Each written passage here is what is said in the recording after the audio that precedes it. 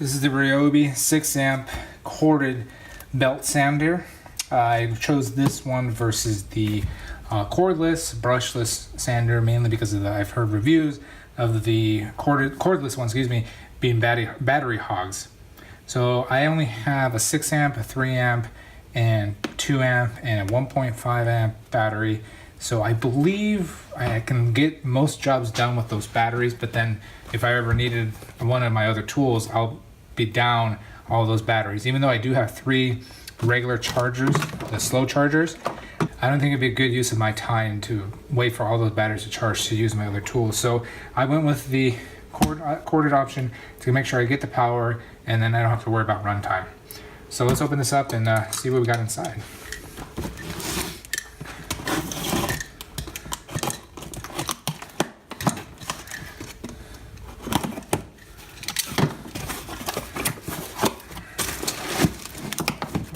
There's that.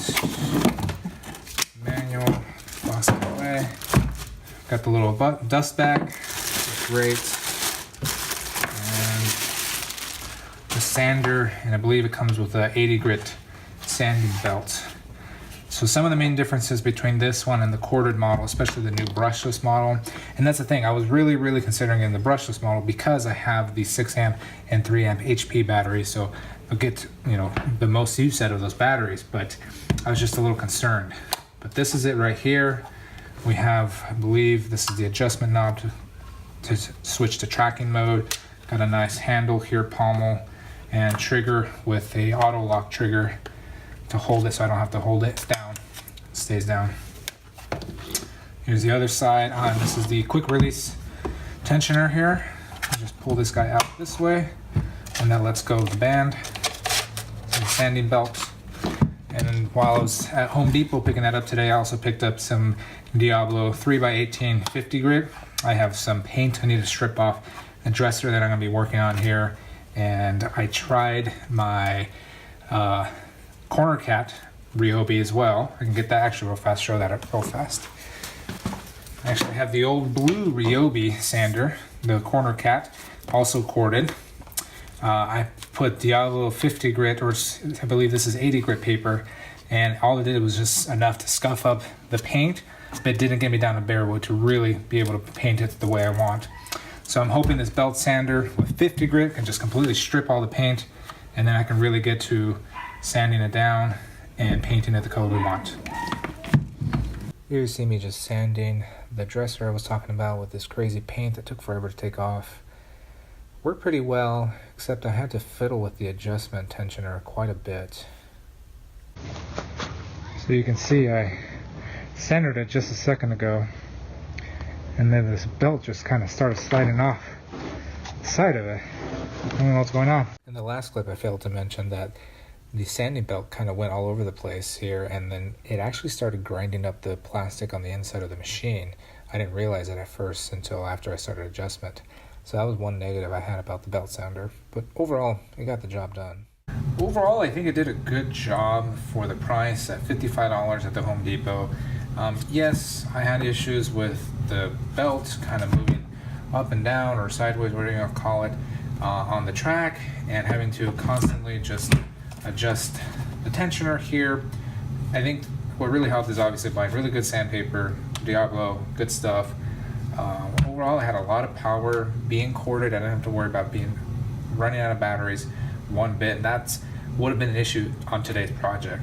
Had I stuck with the brushless, I probably would have got great power, but I would have gone through all my batteries, and this job would have taken me maybe twice or 3 times as long, having to wait for my batteries to recharge. So in this case, corded was the way to go for me.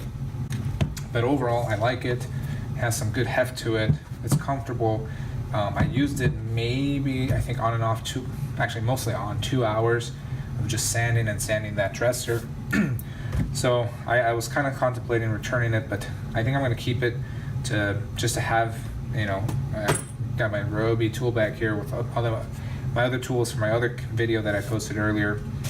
Final note, I kind of find it funny that I have now 3 different type of Ryobi sanders.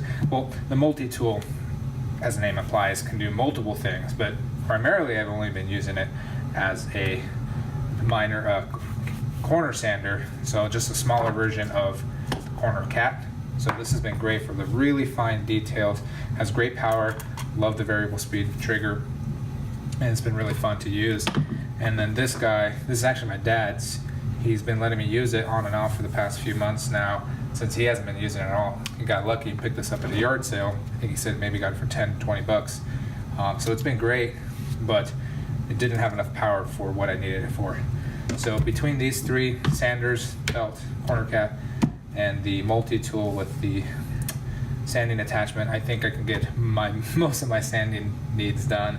Obviously with the right sandpaper, I think I'm pretty much covered there. So really happy with everything, and my Ryobi collection feels like overnight grew from having just borrowing my dad's sander to getting the kit that came with a bunch of tools, and then now my first non-kit purchase, tool-only purchase with belt sander.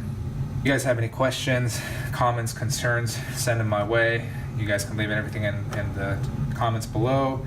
Happy to answer any questions. If I don't know, I'll try to help you guys out. And if you guys want to see more stuff from me, more tools, if you want me to dive into anything specific, more than happy to do so. I hope you guys enjoy. Take care. Please leave a like or comment, subscribe. Appreciate everything. Take care.